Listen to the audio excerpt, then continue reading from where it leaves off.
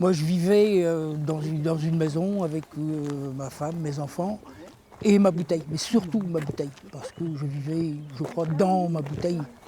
J'avais, moi aussi, sans boire, j'avais aussi l'obsession de l'alcool. Je vivais en fonction de son alcool à lui. Est-ce qu'il sera bourré ce soir en rentrant ou pas?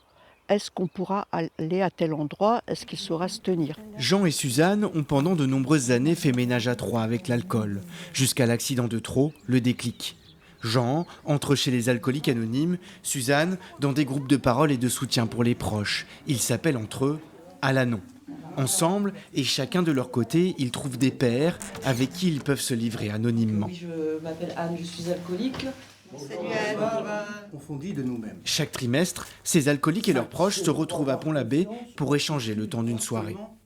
Quand je buvais, justement, plus personne ne voulait m'approcher. On pouvait pas, dans le boulot, j'étais pas fiable. Je vois ma famille, mes amis, ils ont aussi besoin d'avoir confiance en moi. Et quand je peux pas leur donner, ça me désespère, quoi.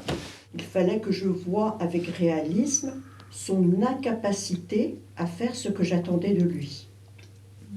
Souvent, en plaisantant, je dis « on ne demande pas à quelqu'un qui s'est cassé la jambe d'aller tondre la pelouse ».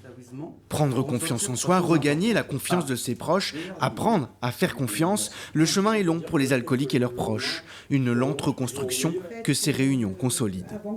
Moi, je manquais totalement de mode d'emploi et de connaissance de cette maladie. D'abord, je ne savais pas que c'était une maladie. Le regard sur l'alcoolique change complètement si vous admettez que c'est une maladie, parce qu'on nous dit dans notre programme, mais quelqu'un qui a le cancer, vous n'allez pas lui reprocher d'avoir un cancer. On apprend à avoir cette attitude. Par ces réunions, les alcooliques et leurs proches sortent de leur isolement, trouvent une aide précieuse. Il existe 13 groupes d'Al-Anon et 38 groupes d'alcooliques anonymes dans toute la Bretagne. De leur côté, Jean et Suzanne sont sortis de sa bouteille depuis 25 ans maintenant.